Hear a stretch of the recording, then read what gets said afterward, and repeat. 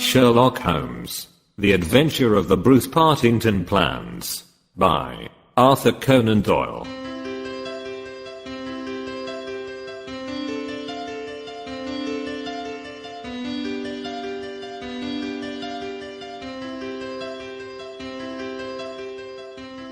In the third week of November, in the year 1895, a dense yellow fog settled down upon London. From the Monday to the Thursday I doubt whether it was ever possible from our windows in Baker Street to see the loom of the opposite houses. The first day Holmes had spent in cross-indexing his huge book of references. The second and third had been patiently occupied upon a subject which he had recently made his hobby, the music of the Middle Ages. But when, for the fourth time, after pushing back our chairs from breakfast, we saw the greasy heavy brown swirl still drifting past us and condensing in oily drops upon the window panes, my comrade's impatient and active nature could endure this drab existence no longer. He paced restlessly about our sitting room in a fever of suppressed energy, biting his nails, tapping the furniture, and chafing against inaction. "Nothing of interest in the paper, Watson," he said.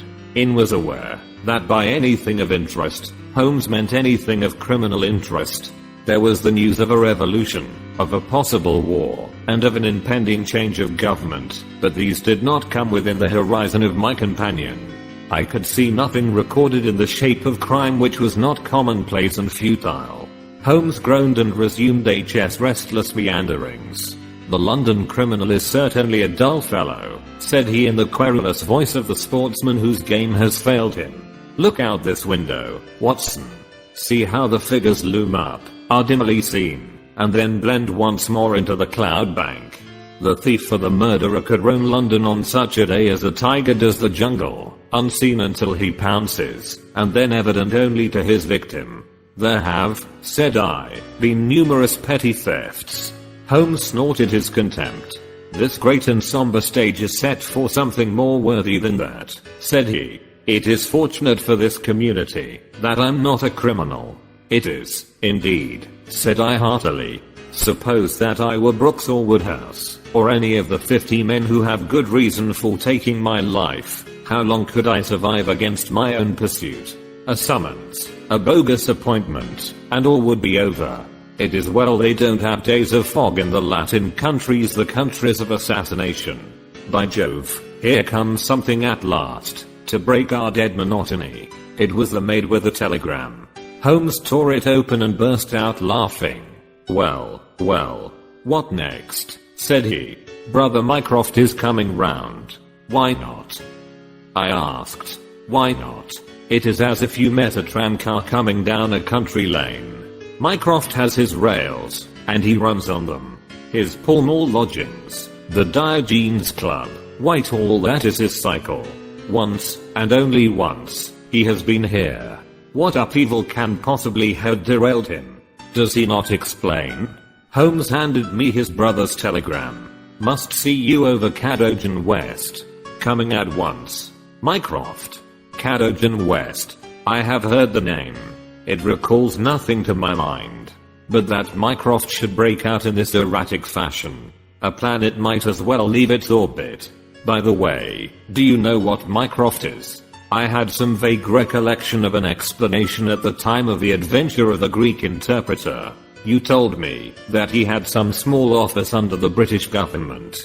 Holmes chuckled. "I did not know you quite so well in those days. One has to be discreet when one talks of high matters of state.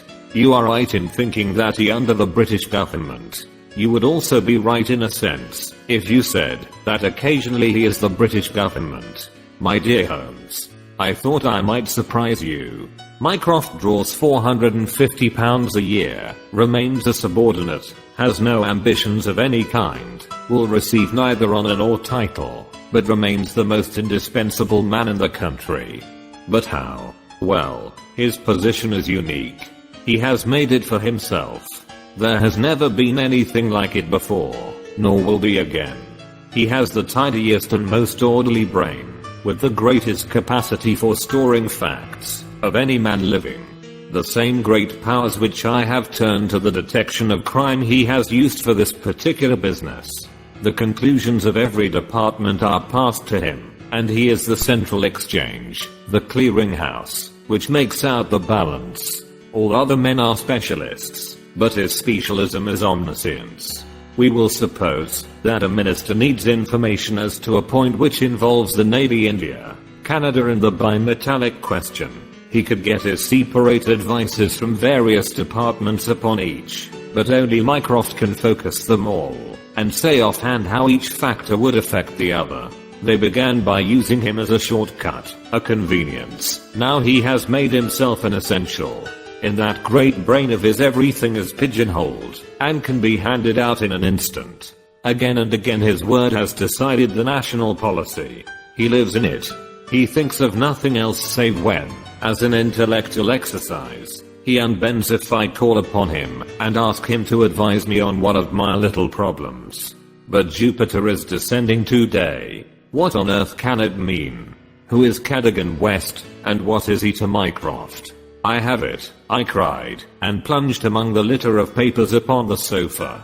Yes, here he is, sure enough. Cadogan West was the young man who was found dead on the underground on Tuesday morning. Holmes sat up at attention, his pipe halfway to his lips. This must be serious, Watson. A death which has caused my brother to alter his habits can be no ordinary one. What in the world can he have to do with it? The case was featureless as I remember it. The young man had apparently fallen out of the train and killed himself.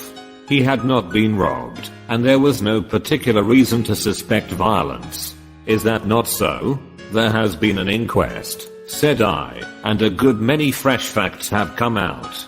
Looked at more closely, I should certainly say that it was a curious case.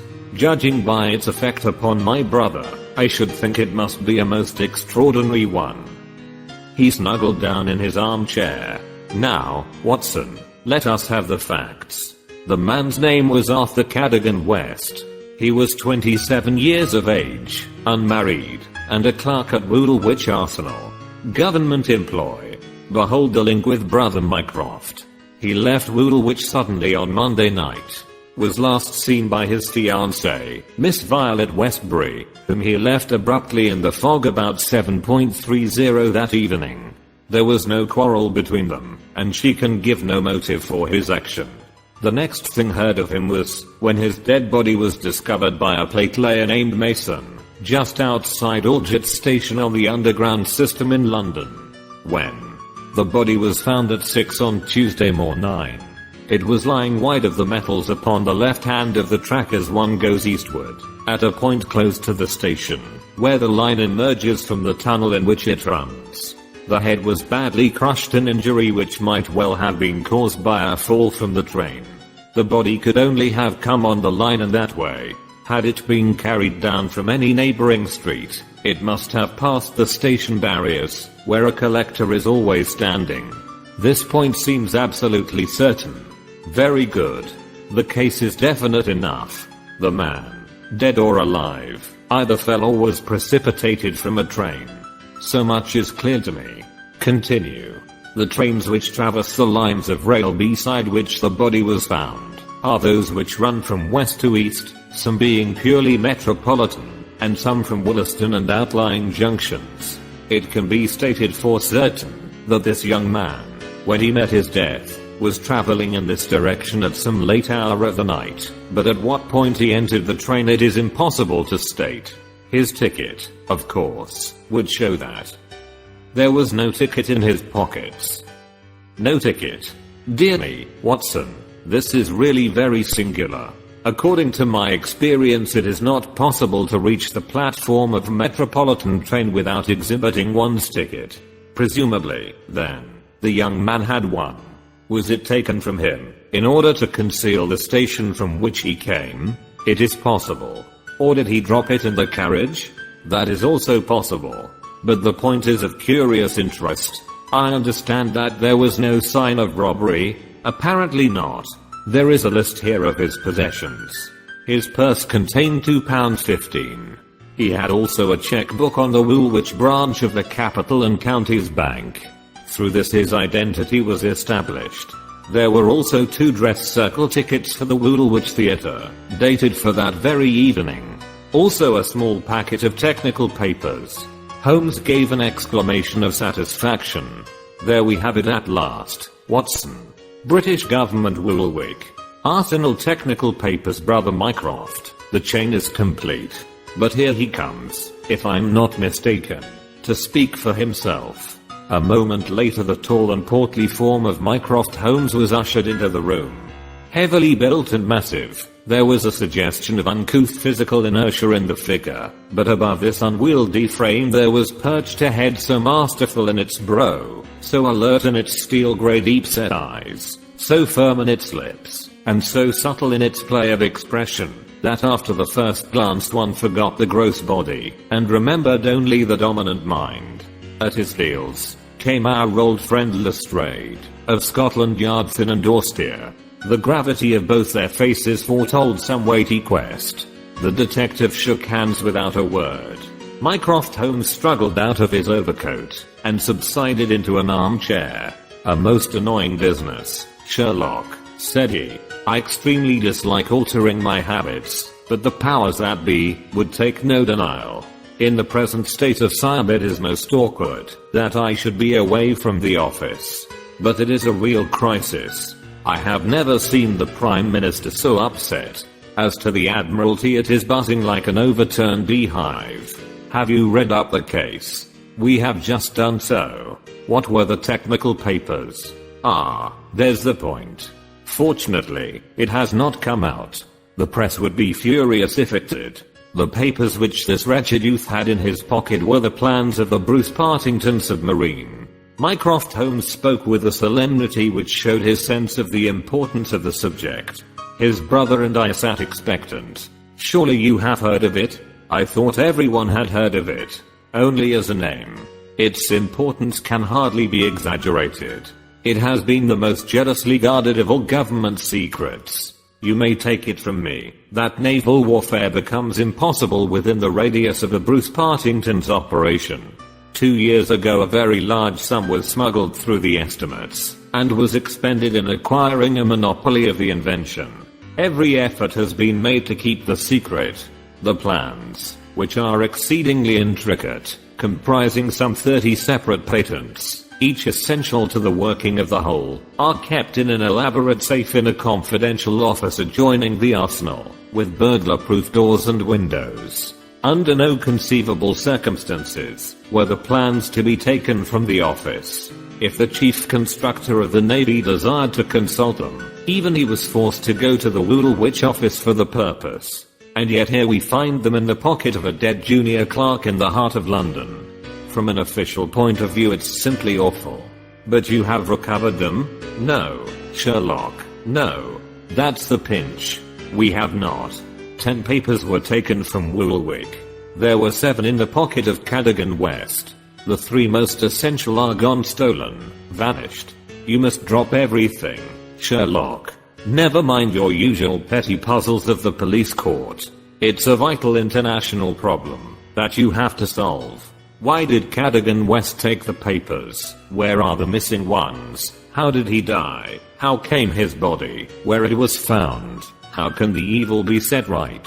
Find an answer to all these questions, and you will have done good service for your country. Why do you not solve it yourself, Mycroft? You can see as far as I. Possibly, Sherlock.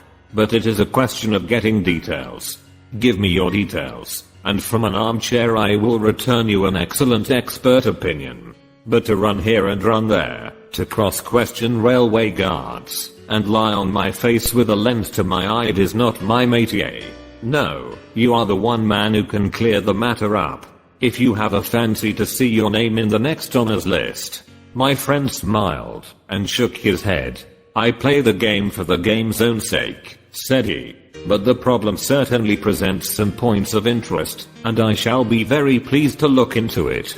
Some more facts, please. I have jotted down the more essential ones upon this sheet of paper, together with a few addresses, which you will find of service. The actual official guardian of the papers is the famous government expert, Sir James Walter, whose decorations and subtitles fill 2 lines of a book of reference. He has grown grey in the service, is a gentleman, a favoured guest in the most exalted houses, and, above all, a man whose patriotism is beyond suspicion. He is one of 2 who have a key of the safe. I may add that the papers were undoubtedly in the office during working hours on Monday, and that Sir James left for London about 3 o'clock taking his key with him. He was at the house of Admiral Sinclair at Berkeley Square during the whole of the evening when this incident occurred. Has the fact been verified? Yes, his brother, Colonel Valentine Walter, has testified to his departure from Woolwich, and Admiral Sinclair to his arrival in London, so Sir James is no longer a direct factor in the problem. Who was the other man with a key? The senior clerk and draughtsman, Mr. Sidney Johnson. He is a man of 40, married, with 5 children. He is a silent, morose man, but he has, on the whole, an excellent record in the public service. He is unpopular with his colleagues, but a hard worker, according to his own account, corroborated only by the word of his wife. He was at home the whole of Monday evening after office hours, and his key has never left the watch chain upon which it hangs. Tell us about Cadogan West.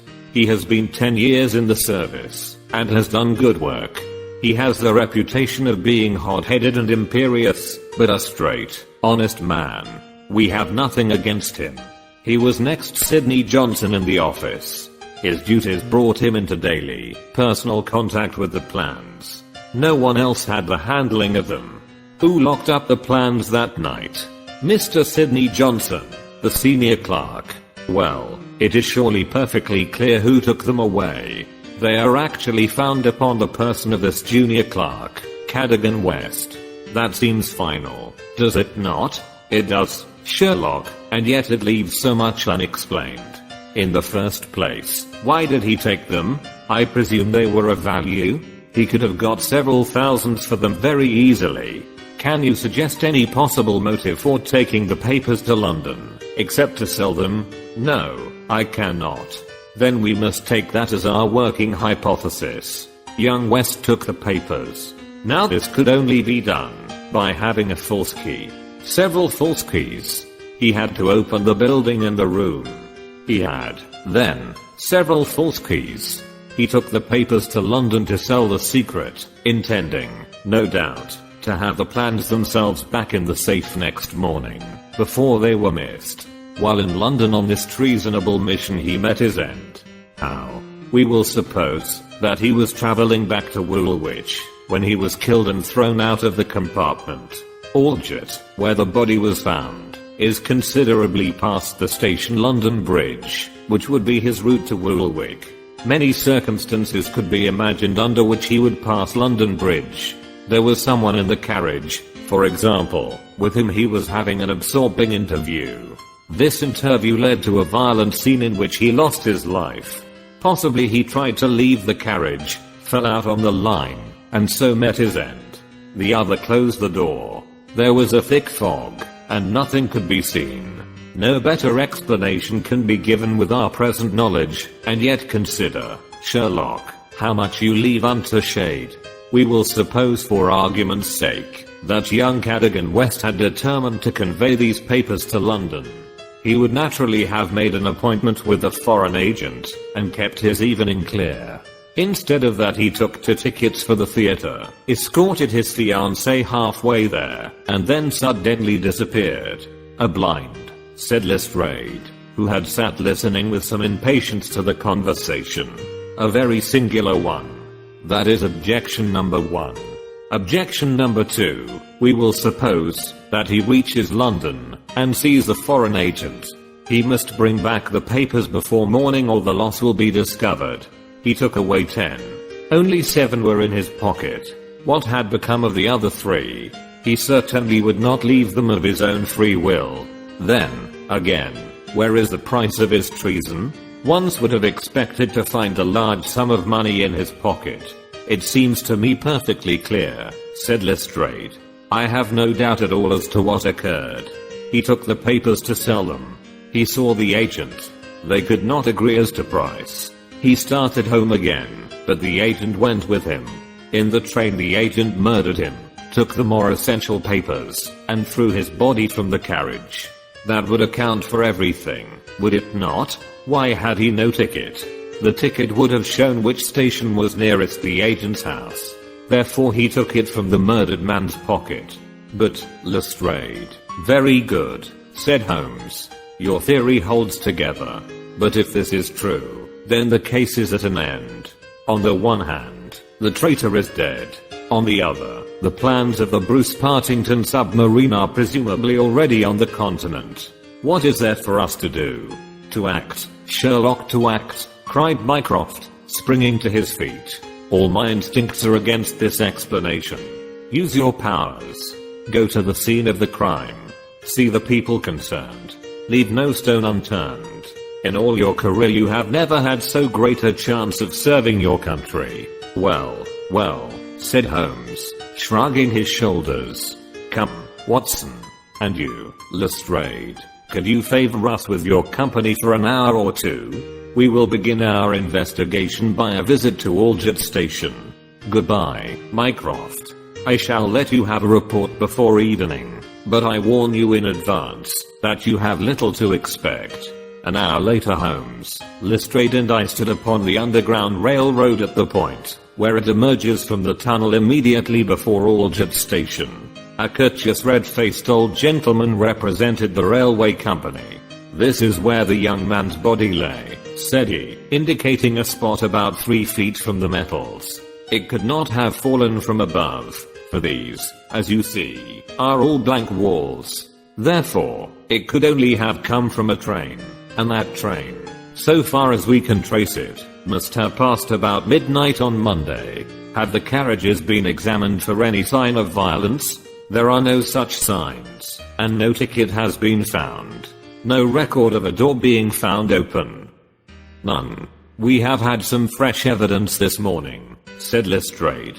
A passenger who passed Aldgate in an ordinary metropolitan train about 11:40 on Monday night declares that he heard a heavy thud, as of a body striking the line, just before the train reached the station. There was dense fog, however, and nothing could be seen. He made no report of it at the time. Why, whatever is the matter with Mr. Holmes? My friend was standing with an expression of strained intensity upon his face, staring at the railway metals where they curved out of the tunnel. Aldgate is a junction, and there was a network of points. On these his eager, questioning eyes were fixed, and I saw on his keen, alert face that tightening of the lips, that quiver of the nostrils, and concentration of the heavy tufted brows which I knew so well. Points, he muttered, the points. What of it? What do you mean? I suppose there are no great number of points on a system such as this? No, they are very few. And a curve too. Points, and a curve. By Jove, if it were only so. What is it, Mr. Holmes? Have you a clue? An idea, an indication? No more. But the case certainly grows in interest. Unique, perfectly unique, and yet why not? I do not see any indications of bleeding on the line. There were hardly any, but I understand that there was a considerable wound. The bone was crushed, but there was no great external injury, and yet one would have expected some bleeding. Would it be possible for me to inspect the train which contained the passenger who heard the thud of a fall in the fog? I fear not, Mr. Holmes. The train has been broken up before now, and the carriages redistributed.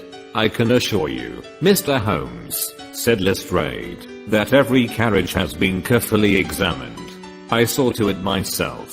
It was one of my friend's most obvious weaknesses, that he was impatient with less alert intelligences than his own. Very likely, said he, turning away. As it happens, it was not the carriages which I desired to examine. Watson, we have done all we can here. We need not trouble you any further, Mr. Lestrade. I think our investigations must now carry us to Woolwich. At London Bridge, Holmes wrote a telegram to his brother, which he handed to me before dispatching it. It ran thus. see some light in the darkness, but it may possibly flicker out. Meanwhile, please send by messenger to await return at Baker Street a complete list of all foreign spies or international agents known to be in England, with full address. Sherlock. That should be helpful, Watson, he remarked as we took our seats in the Woolwich train. We certainly owe Brother Mycroft a debt for having introduced us to what promises to be a really very remarkable case. His eager face still wore that expression of intense and high-strung energy, which showed me that some novel and suggestive circumstance had opened up a stimulating line of thought. See the foxhound with hanging ears and drooping tail as it lolls about the kennels, and compare it with the same hound as, with gleaming eyes and straining muscles, it runs upon a breast-high scent. Such was the change in Holmes since the morning. He was a different man from the limp and lounging figure in the mouse-colored dressing gown who had prowled so restlessly only a few hours before round the fogged room. There is material here.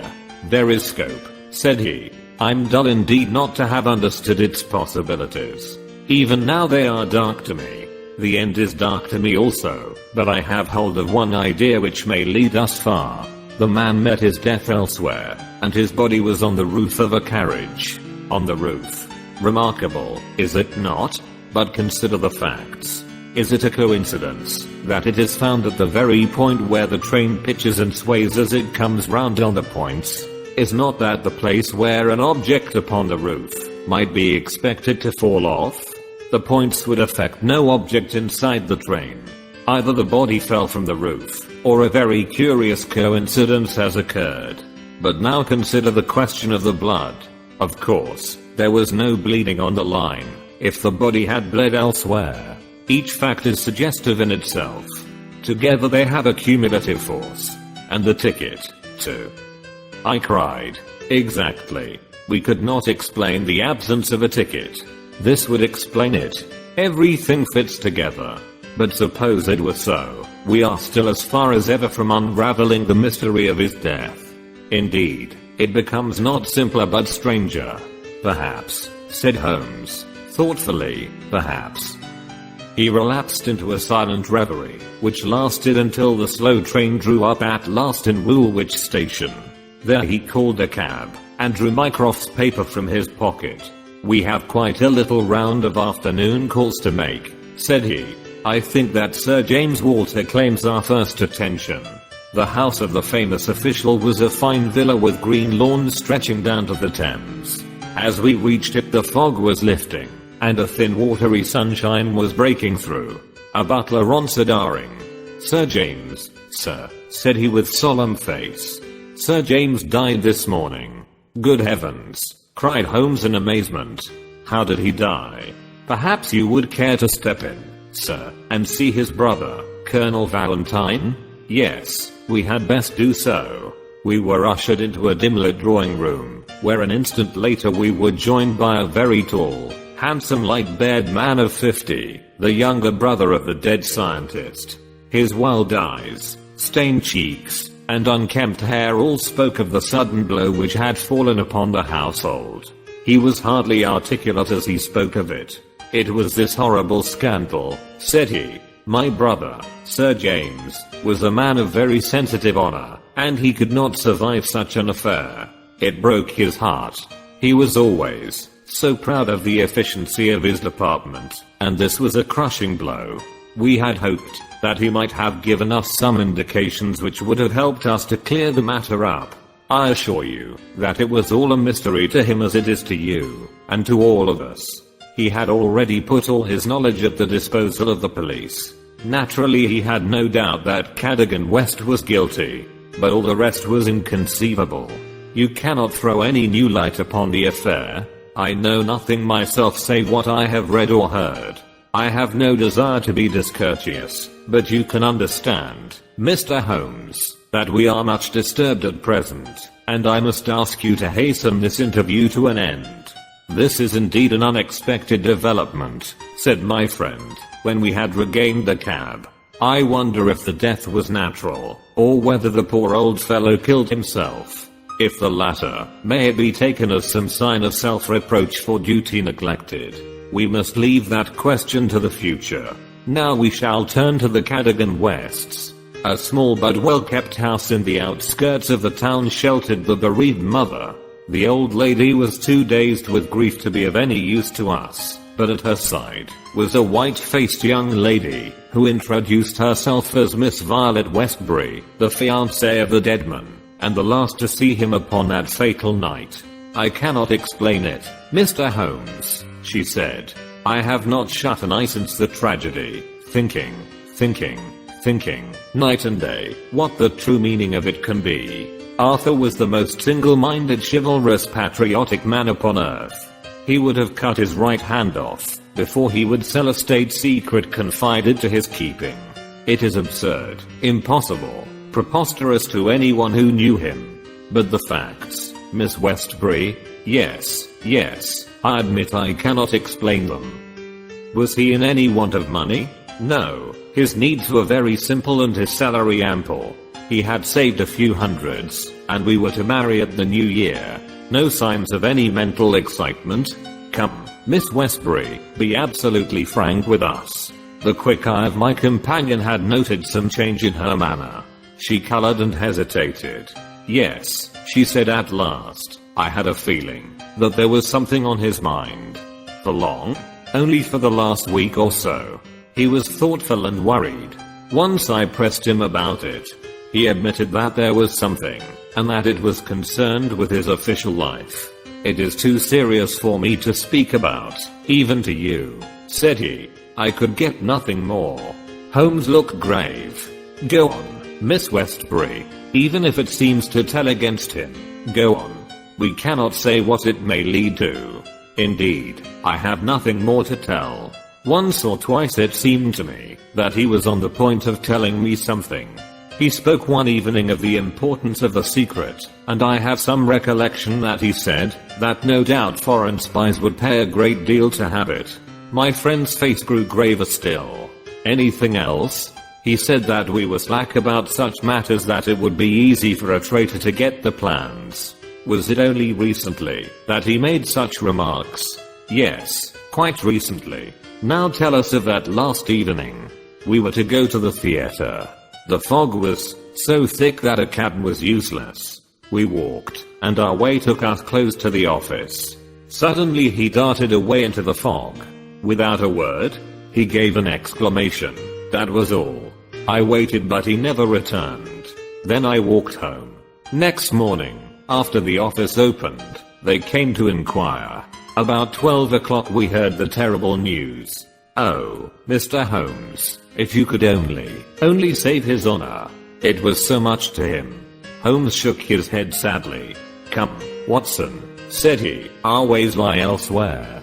Our next station must be the office from which the papers were taken.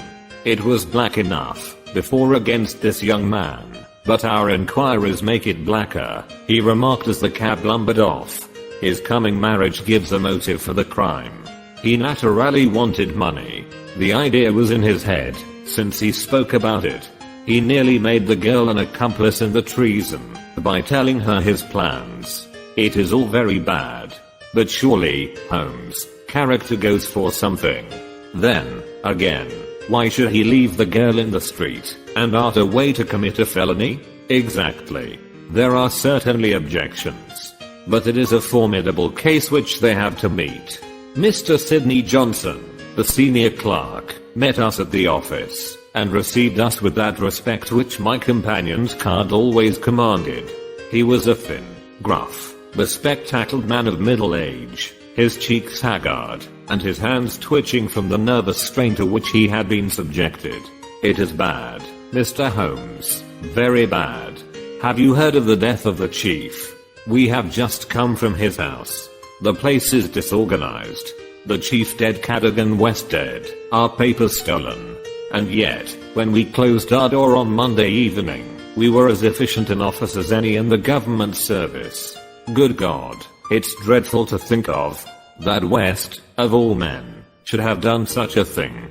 You are sure of his guilt, then? I can see no other way out of it. And yet I would have trusted him as I trust myself. At what hour was the office closed on Monday? At 5. Did you close it? I'm always the last man out. Where were the plans? In that safe. I put them there myself. Is there no watchman to the building?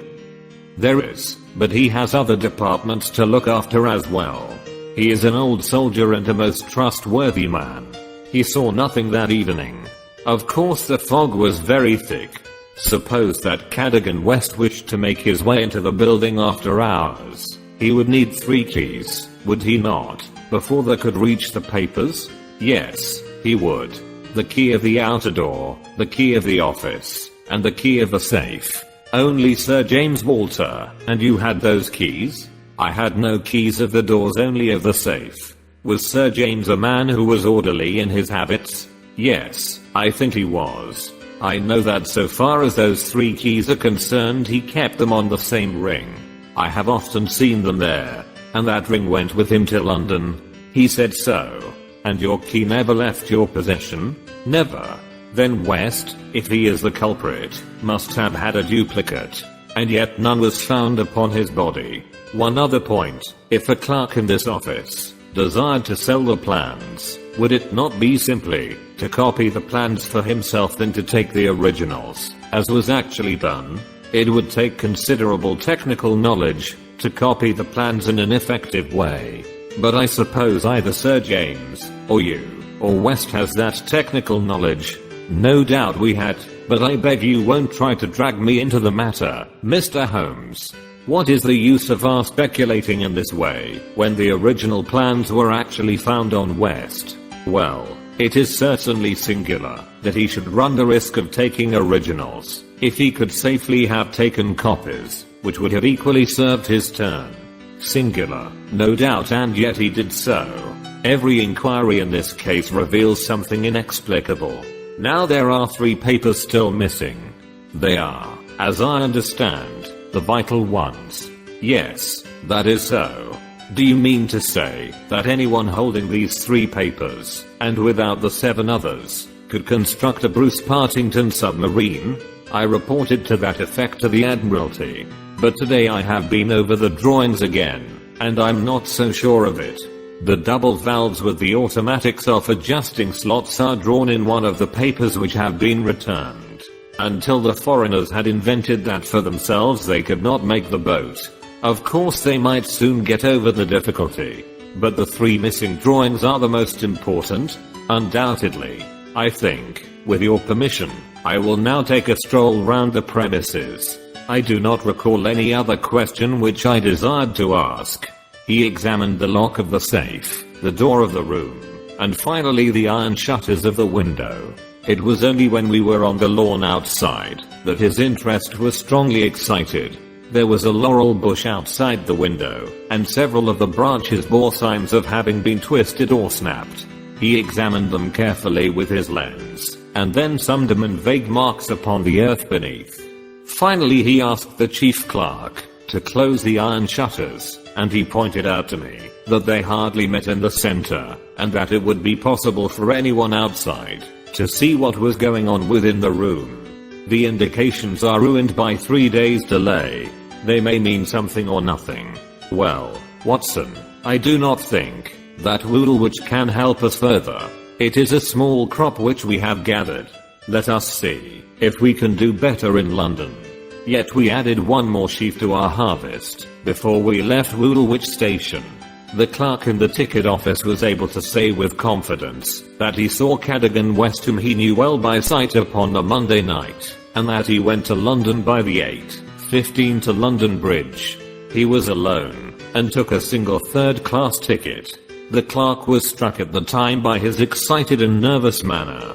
So shaky was he that he could hardly pick up his change, and the clerk had helped him with it. A reference to the timetable showed that the 8:15 was the first train which it was possible for West to take after he had left the lady about 7:30. Let us reconstruct, Watson, said Holmes after half an hour of silence. I'm not aware that in all our joint researches we have ever had a case which was more difficult to get at. Every fresh advance which we make only reveals a fresh ridge beyond, and yet we have surely made some appreciable progress. The effect of our inquiries at Woolwich has in the main been against young Cadogan West, but the indications at the window would lend themselves to a more favorable hypothesis. Let us suppose, for example, that he had been approached by some foreign agent. It might have been done under such pledges as would have prevented him from speaking of it, and yet would have affected his thoughts in the direction indicated by his remarks to his fiancée. Very good. We will now suppose that as he went to the theater with the young lady he suddenly, in the fog, caught a glimpse of this same agent going in the direction of the office. He was an impetuous man, quick in his decisions. Everything gave way to his duty. He followed the man, reached the window, saw the abstraction of the documents, and pursued the thief. In this way we get over the objection that no one would take originals when he could make copies. This outsider had to take originals. So far it holds together. What is the next step? Then we come into difficulties. One would imagine that under such circumstances the first act of young Cadogan West would be to seize the villain and raise the alarm. Why did he not do so? Could it have been an official superior who took the papers? That would explain West's conduct. Or could the chief have given West the slip in the fog, and West started at once to London to head him off from his own rooms, presuming that he knew where the rooms were? The call must have been very pressing, since he left his girl standing in the fog, and made no effort to communicate with her. Our scent runs cold here, and there is a vast gap between neither hypothesis and the laying of West's body, with 7 papers in his pocket, on the roof of a metropolitan train. My instinct now is to work from the other end. If Mycroft has given us the list of addresses, we may be able to pick our man, and follow 2 tracks instead of 1. Surely enough, a note awaited us at Baker Street. A government messenger had brought it post haste. Holmes glanced at it, and threw it over to me. There are numerous small fry, but few who would handle so big an affair. The only men worth considering are Adolphe Mayer, of 13 Great George Street, Westminster, Louis Lothair, of Camden Mansions, Notting Hill, and Hugo Aberstein, 13 Caulfield Gardens, Kensington. The latter was known to be in town on Monday, and is now reported as having left. Glad to hear you have seen some light. The cabinet awaits your final report with the utmost anxiety. Urgent representations have arrived from the very highest quarter. The whole force of the state is at your back, if you should need it. Mycroft. I'm afraid, said Holmes, smiling, that all the Queen's horses and all the Queen's men cannot avail in this matter. He had spread out his big map of London, and leaned eagerly over it. Well, said he presently with an exclamation of satisfaction. Things are turning a little in our direction at last. Why, Watson, I do honestly believe that we are going to pull it off, after all. He slapped me on the shoulder with a sudden burst of hilarity. I'm going out now. It is only a reconnaissance.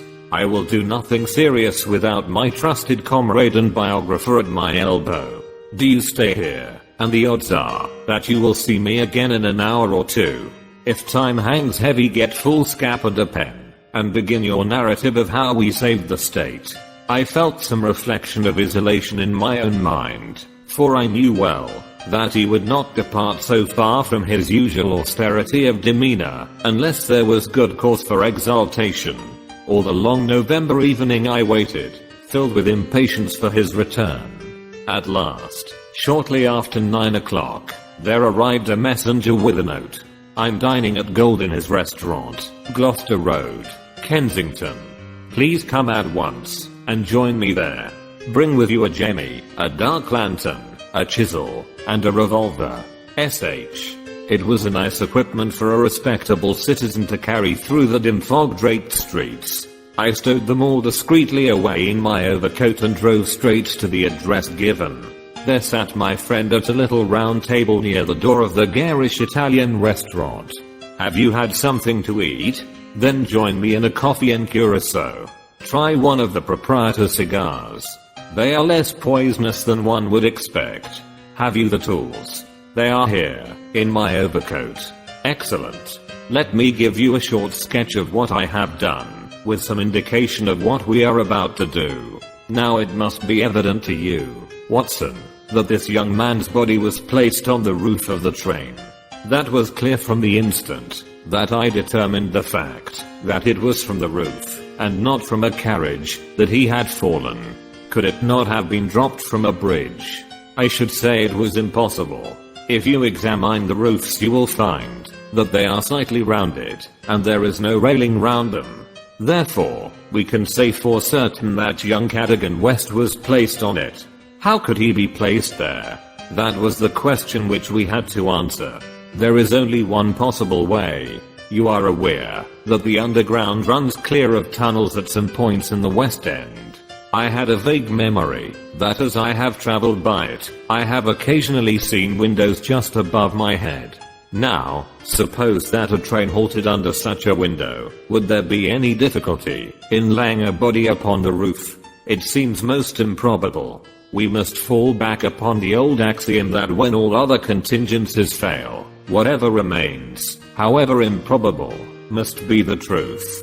Here all other contingencies have failed. When I found that the leading international agent, who had just left London, lived in a row of houses which abutted upon the underground, I was so pleased that you were a little astonished at my sudden frivolity. Oh, that was it, was it? Yes, that was it. Mr. Hugo Aberstein, of 13 Caulfield Gardens, had become my objective. I began my operations at Gloucester Road Station, where a very helpful official walked with me along the track, and allowed me to satisfy myself, not only that the back stair windows of Caulfield Gardens open on the line, but the even more essential fact that, owing to the intersection of one of the larger railways, the underground trains are frequently held motionless for some minutes at that very spot. Splendid, Holmes. You have got it. So far, Watson. We advance, but the goal is afar. Well, having seen the back of Caulfield Gardens, I visited the front, and satisfied myself that the bird was indeed flown. It is a considerable house, unfurnished, so far as I could judge, in the upper rooms. Aberstein lived there with a single valet, who was probably a Confederate entirely in his confidence. We must bear in mind that Aberstein has gone to the continent to dispose of his booty, but not with any idea of flight, for he had no reason to fear a warrant, and the idea of an amateur domiciliary visit would certainly never occur to him. Yet that is precisely what we are about to make. Could we not get a warrant and legalize it? Hardly on the evidence. What can we hope to do? We cannot tell what correspondence may be there. I don't like it, Holmes. My dear fellow, you shall keep watch in the street. I'll do the criminal part. It's not a time to stick at trifles. Think of Mycroft's note, of the Admiralty, the Cabinet, the exalted person who waits for news. We are bound to go. My answer was to rise from the table. You are right, Holmes. We are bound to go. He sprang up, and shook me by the hand. I knew you would not shrink at the last, said he, and for a moment I saw something in his eyes, which was nearer to tenderness than I had ever seen. The next instant he was his masterful, practical self once more. It is nearly half a mile, but there is no hurry. Let us walk, said he. Don't drop the instruments, I beg. Your arrest as a suspicious character would be a most unfortunate complication. Caulfield Gardens was one of those lines of flat-faced pillared and porticoed houses which are so prominent a product of the middle Victorian epoch in the West End of London. Next door there appeared to be a children's party, for the merry buzz of young voices and the clatter of a piano resounded through the night. The fog still hung about, and screened us with its friendly shade. Holmes had lit his lantern, and flashed it upon the massive door. This is a serious proposition, said he. It is certainly bolted as well as locked. We would do better in the area. There is an excellent archway down yonder in case a too zealous policeman should intrude. Give me a hand, Watson, and I'll do the same for you. A minute later we were both in the area. Hardly had we reached the dark shadows before the step of the policeman was heard in the fog above. As its soft rhythm died away, Holmes set to work upon the lower door. I saw him stoop and strain until with a sharp crash it flew open. We sprang through into the dark passage, closing the area door behind us. Holmes led the way up the curving, uncarpeted stair. His little fan of yellow light shone upon a low window. Here we are, Watson, this must be the one. He threw it open, and as he did so there was a low harsh murmur, growing steadily into a loud roar as a train dashed past us in the darkness. Holmes swept his light along the windowsill. It was thickly coated with soot from the passing engines, but the black surface was blurred and rubbed in places. You can see where they rested the body. Halloa, Watson, what is this? There can be no doubt that it is a blood mark. He was pointing to faint discolorations along the woodwork of the window. Here it is on the stone of the stair also. The demonstration is complete. Let us stay here until a train stops. We had not long to wait. The very next train roared from the tunnel as before, but slowed in the open, and then, with a creaking of brakes, pulled up immediately beneath us. It was not 4 feet from the window ledge to the roof of the carriages. Holmes softly closed the window. So far we are justified, said he. What do you think of it, Watson? A masterpiece. You have never risen to a greater height. I cannot agree with you there. From the moment that I conceived the idea of the body being upon the roof, which surely was not a very abstruse one, all the rest was inevitable. If it were not for the grave interests involved, the affair up to this point would be insignificant. Our difficulties are still before us, but perhaps we may find something here which may help us. We had ascended the kitchen stair and entered the suite of rooms upon the first floor. One was a dining room, severely furnished and containing nothing of interest. A second was a bedroom, which also drew blank. The remaining room appeared more promising, and my companion settled down to a systematic examination. It was littered with books and papers, and was evidently used as a study. Swiftly and methodically Holmes turned over the contents of drawer after drawer and cupboard after cupboard, but no gleam of success came to brighten his austere face. At the end of an hour he was no further than when he started. The cunning dog has covered his tracks, said he. He has left nothing to incriminate him. His dangerous correspondence has been destroyed or removed. This is a last chance. It was a small tin cash box which stood upon the writing desk. Holmes pried it open with his chisel. Several rolls of paper were within, covered with figures and calculations, without any note to show to what they referred. The recurring words, water pressure and pressure to the square inch, suggested some possible relation to a submarine. Holmes tossed them all impatiently aside. There only remained an envelope with some small newspaper slips inside it.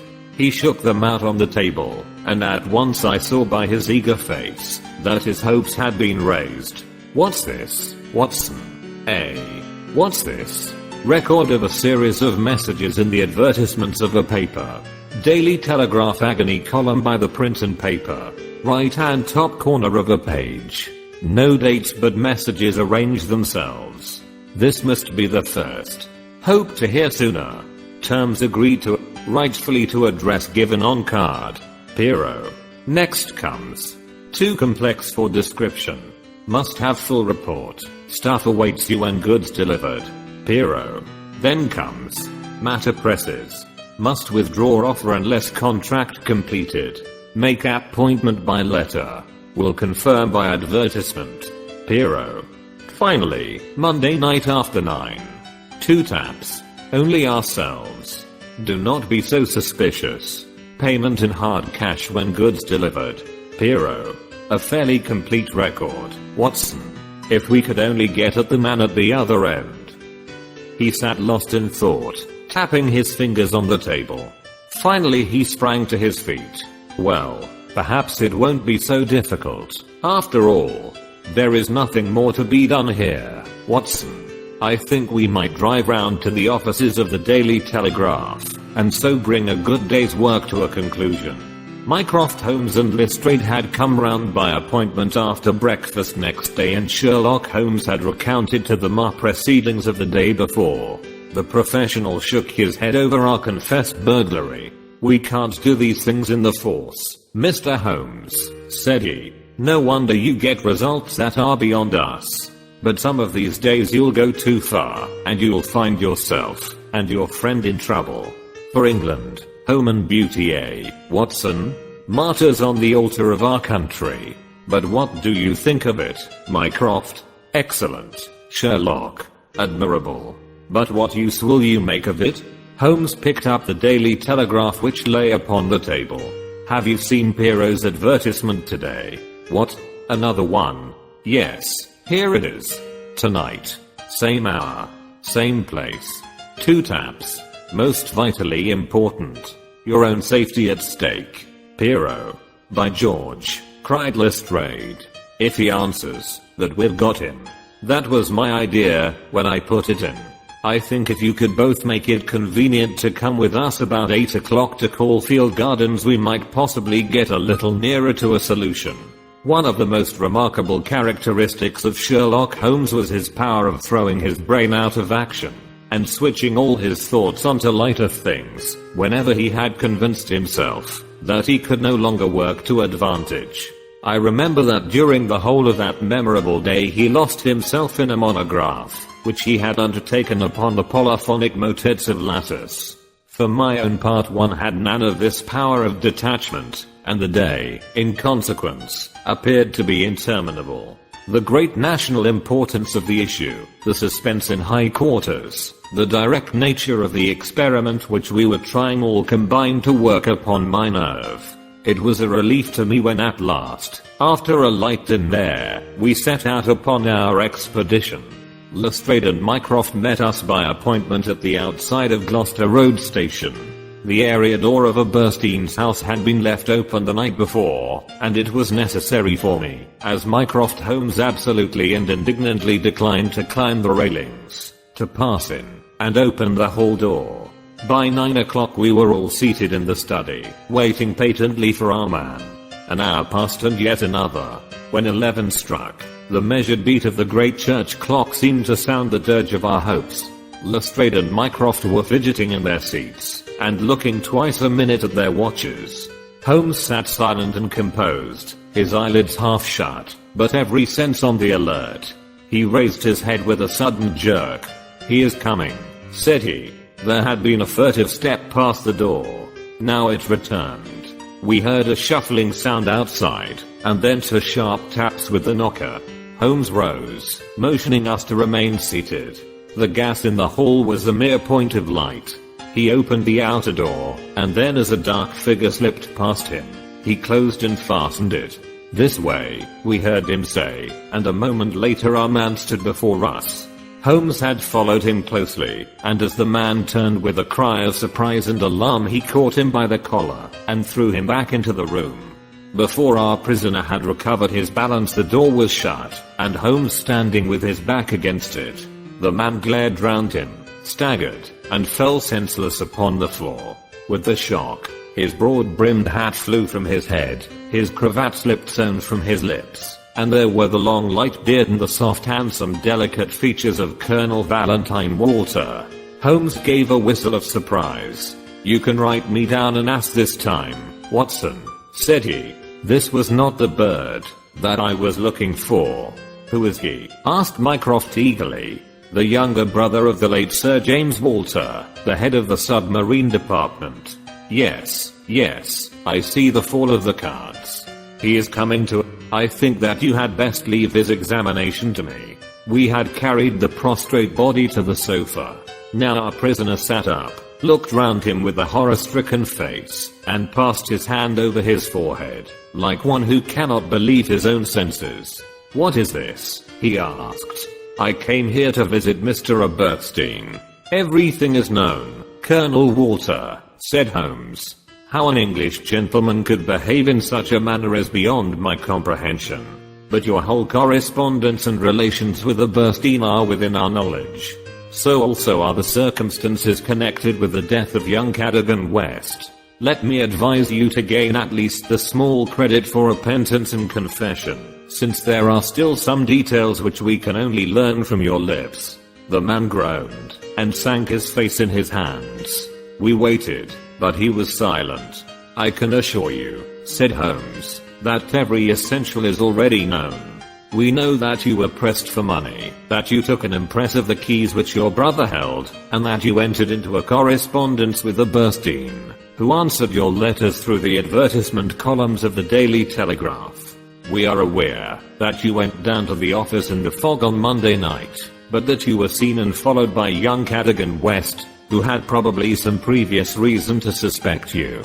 He saw your theft, but could not give the alarm, as it was just possible that you were taking the papers to your brother in London.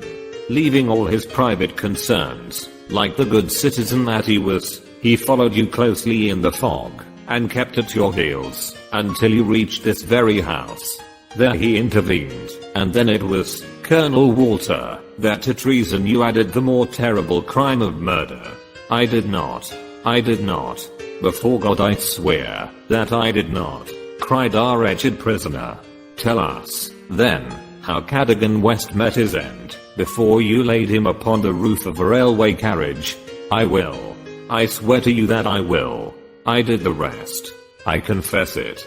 It was just as you say. A stock exchange debt had to be paid. I needed the money badly. A Burstein offered me 5,000. It was to save myself from ruin. But as to murder, I'm as innocent as you. What happened, then? He had his suspicions before, and he followed me as you describe. I never knew it, until I was at the very door. It was thick fog, and one could not see 3 yards. I had given 2 taps and a Burstein had come to the door. The young man rushed up, and demanded to know what we were about to do with the papers. A Burstein had a short life preserver. He always carried it with him. As West forced his way after us into the house, a Burstein struck him on the head. The blow was a fatal one. He was dead within 5 minutes. There he lay in the hall, and we were at our wits' end what to do. Then a Burstein had this idea about the trains which halted under his back window. But first he examined the papers which I had brought. He said that 3 of them were essential, and that he must keep them. You cannot keep them, said I. There will be a dreadful row at Woolwich, if they are not returned. I must keep them, said he, for they are so technical, that it is impossible in the time to make copies. Then they must all go back together tonight, said I. He thought for a little, and then he cried out, that he had it. 3 I will keep, said he. The others we will stuff into the pocket of this young man. When he is found, the whole business will assuredly be put to his account. I could see no other way out of it, so we did as he suggested.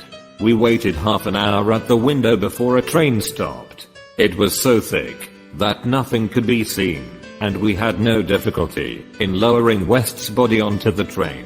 That was the end of the matter so far as I was concerned. And your brother?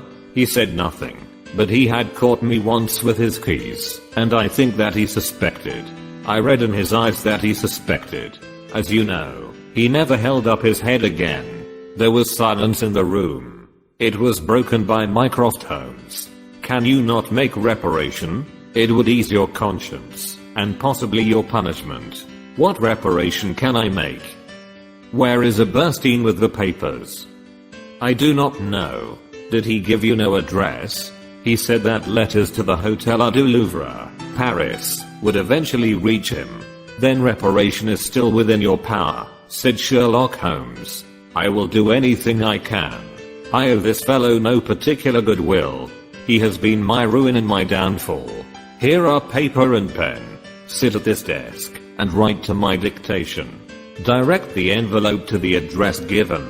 That is right. Now the letter. Dear Sir, with regard to our transaction, you will no doubt have observed by now that one essential detail is missing. I have a tracing which will make it complete. This has involved me in extra trouble, however, and I must ask you for a further advance of £500. I will not trust it to the post, nor will I take anything but gold or notes. I would come to you abroad, but it would excite remark if I left the country at present. Therefore I shall expect to meet you in the smoking room of the Charing Cross Hotel at noon on Saturday. Remember that only English notes, or gold, will be taken. That will do very well. I shall be very much surprised if it does not fetch our man. And it did. It is a matter of history, that secret history of a nation which is often so much more intimate and interesting than its public chronicles, that a Burstein, eager to complete the coup of his lifetime, came to the lure and was safely engulfed for 15 years in a British prison. In his trunk were found the invaluable Bruce Partington plans, which he had put up for auction in all the naval centers of Europe. Colonel Walter died in prison towards the end of the second year of his sentence. As to Holmes, he returned refreshed to his monograph upon the polyphonic motets of Lassus, which has since been printed for private circulation, and is said by experts to be the last word upon the subject. Some weeks afterwards I learned incidentally that my friend spent a day at Windsor, whence be returned with a remarkably fine emerald type-in.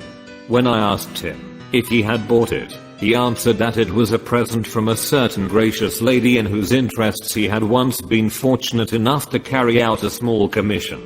He said no more, but I fancy that I could guess at that lady's august name, and I have little doubt that the emerald pin will forever recall to my friend's memory the adventure of the Bruce Partington plans.